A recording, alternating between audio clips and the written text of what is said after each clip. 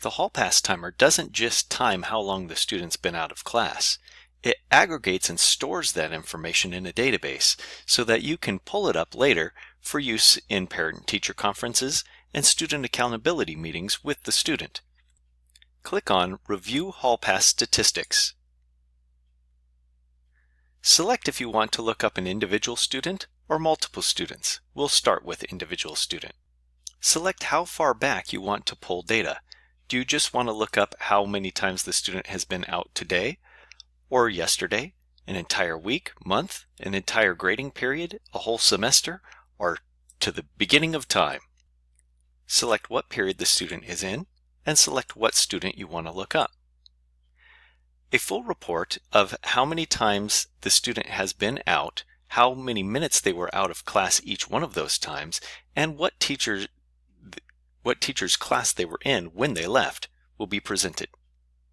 Graphical representations of that data is also presented. Here we can see how many times the student has been out of each teacher's classroom. Here you can see they've been out of my class 9 times, but in this class only 1 time. You can also see how many lost minutes the student has accumulated as a result of Hall Pass use.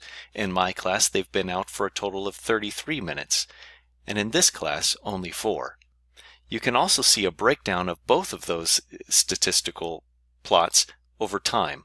This will help you to see if the student's Hall Pass use is improving or getting worse. Here we're seeing data for only one particular student, in this example just for Bubba, but we can look up multiple students at once by selecting this option. Select what period you're interested in.